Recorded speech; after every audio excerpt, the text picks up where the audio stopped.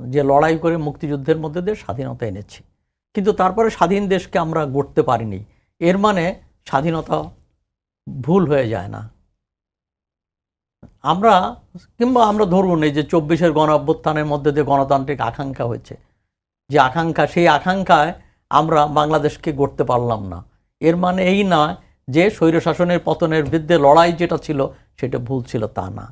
হ্যাঁ, স্বাধীনতার পর তো বিভিন্ন কারণে আমাদের যে স্বপ্ন ছিল, যে মুক্তির আকাঙ্ক্ষা, সেটা বাস্তবায়িত হয়নি।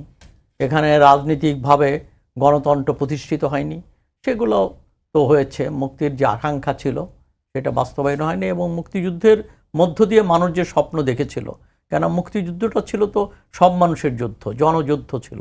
এখানে সব দল অংশগ্রহণ করেছিল।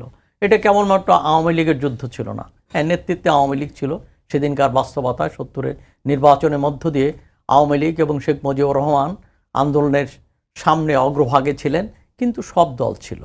এমনকি সৈনিকরা, জিয়াউর রহমান সহ সেখানে জেনারেল উসমানী এবং আরও অন্য অন্য যারা, তারা বিদ্রোহ করেছিলেন, বিদ্রোহ করে মুক্তিযুদ্ধে সামিল হয়েছিলেন, এবং সব মানুষ মিলে যুদ্ধ হয়। কিন্তু এটা আমাদের ব্যর্থতা, যে সেই লক্ষ্যে সবার জন্য বাসযোগ্য যে দেশ করা দরকার, যে অর্থনৈতিক মুক্তির দরকার, সেটা আমরা করতে পারিনি।